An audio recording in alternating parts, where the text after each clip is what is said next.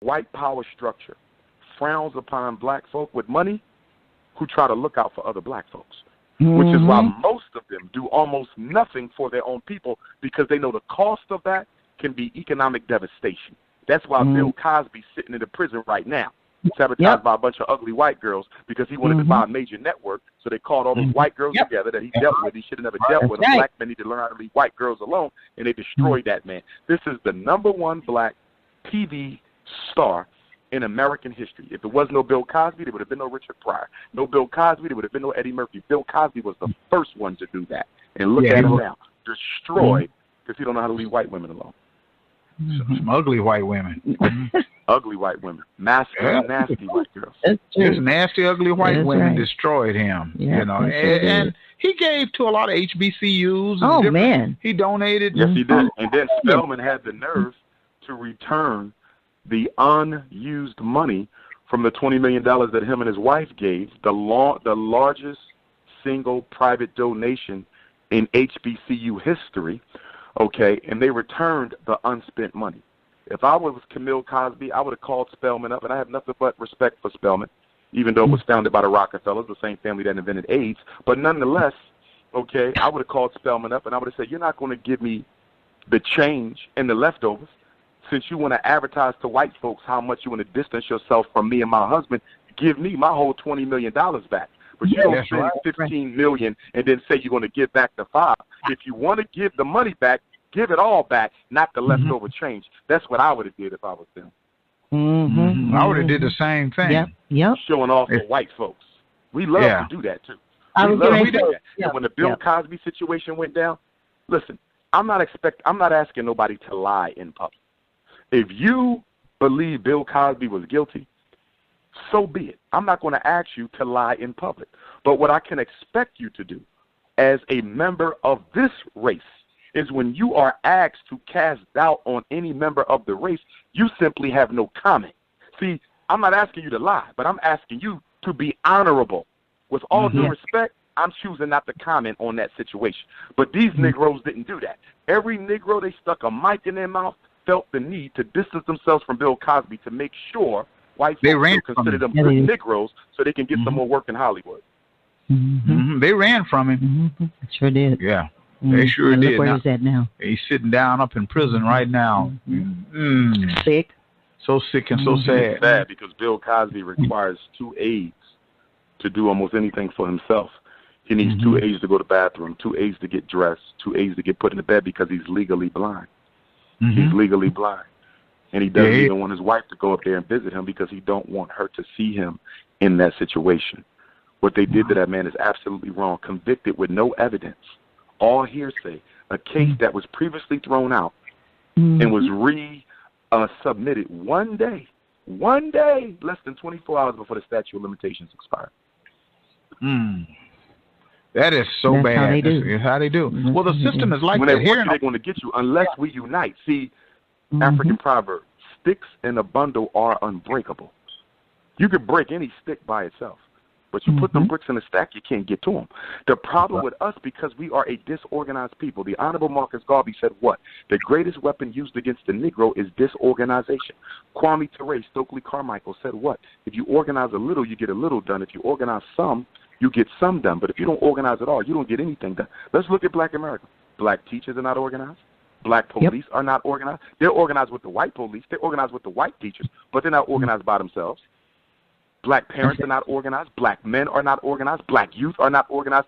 We are totally at the mercy of whatever our oppressors want to do to us because we are not organized. And the number one reason we are not organized is because we have so much contempt and self-hatred with one another that you can't get 20 black folks to come into the same room and agree on what kind of coffee to drink. That's right. That's true. We talk about that all the time. That hate, that hate and division that we have in our communities, and we just don't like you just because. Yeah, and that's one thing that the white community disguise it as intellectual analysis. That's how we get away with it. Because we'll say, well, I hear what the brother's saying, but I disagree because of ... I hear what the sister's saying, but I disagree because of ... And we never get around to getting any work done because everybody feels like they have to look smarter than the next person, and the only way they can do that is by poking holes in what the other person is trying to do. Wisdom is not in the information. Wisdom is in the application. See, the world is filled with knowledgeable people, but the world is not filled with practical people. And the black community has all types of intellectual masturbators. They're all in the black conscious community. They know everything, but they have done nothing. Mm-hmm. Now, recently, you know, I've been following you and watching you on various different platforms, man. I saw you on Sway, you know, Sway Show and Breakfast Club and Tom Joyner, all of these platforms, man. You just everywhere. Real Housewives of Atlanta. But the one that I really picked out, and I want to applaud you for holding your own, was the Roland Martin show. Man, you held your own on that one, bro. You know, and yes, sir. That was very disrespectful what Roland attempted to do. I had been on this show 3 times before that, and he never demonstrated any disrespect. I believe that the motive behind that, what you want to call that, it's a jumping name episode, was motivated by the fact that when I did the last I had just did the Breakfast Club interview a week before, and it was the hottest thing on the internet, like hotter than anything. Everybody was sharing it. I mean, every time I go on the Breakfast Club, it goes viral anyway. And I think Roland had gotten jealous at the amount of love and support and views that the interview was getting, so he took it upon himself to be the person to try to poke the air out of my balloon. That's what that was about. Everybody singing his praises, I'm going to bring him back down to earth. And he ended up exposing himself, making himself look like a clown. I mean, you got me on national TV arguing with another black woman about why black men should marry black women. That is insane. That is insane. And the committee tried to get on you too. Those 3 people that were there, they were trying to ride you as well. But you held him up to do that. He set him up to do that. You held Craig. It came out later. He had a white girlfriend, I believe. Somebody sent me a picture of him and his white girlfriend. The other brother was okay though. The lawyer, he was all right. He maintained his poise. But Lauren and Eugene and Roland, I mean, 3 coons in a pod. I mean, it was absolutely ridiculous. And ultimately, he basically sabotaged himself because his show was canceled by the end of the year. And I believe that was due in no small part to the fact that a lot of my supporters, who were News One Now viewers, stopped watching him. I got so many text messages and emails from elders and professionals and young black folks who say, yo, I used to watch him every morning. But after what he pulled with you, I'm not watching him anymore. And by the end of the year, his show was off. Yeah, I saw that. You know, I've seen that that segment several times. I analyzed it and I counted. Yeah, I analyzed. I've seen it a few times. That in the Breakfast Club. Now, the Breakfast Club was a whole different interview. They pretty.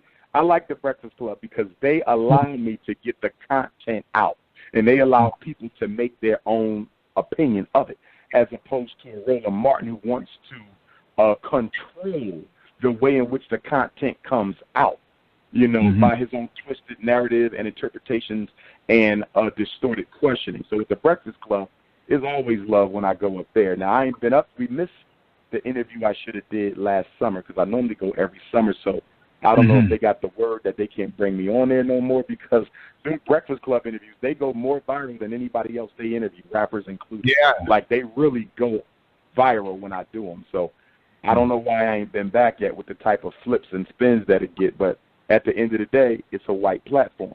You know, it's a white platform. And although I do control what I say because I want to make sure it gets, you know, played. So you're saying the Breakfast Club is a white platform? I believe it is. Now, I do see they have the Revolt sign, so maybe Revolt is Sean Puffy Combs, so maybe they are on his platform now. I don't want to speak inaccurately about the situation, so maybe they are under Puff, you know, but be that as it may, it's still a mainstream platform that probably really doesn't value the unbridled revolutionary black voice, because that's what I represent. There's few other black men with doctorate degrees who tell the truth about the racial situation the way that I do. I can't name one of them. None of your mainstream scholars tell the truth the way that I do, because they work at white universities, want to keep their jobs at white universities. I don't operate in those constraints. So when I speak, I tell the truth. And black people rely on me to do that, which is why I will never sacrifice my soul or my tongue for a paycheck.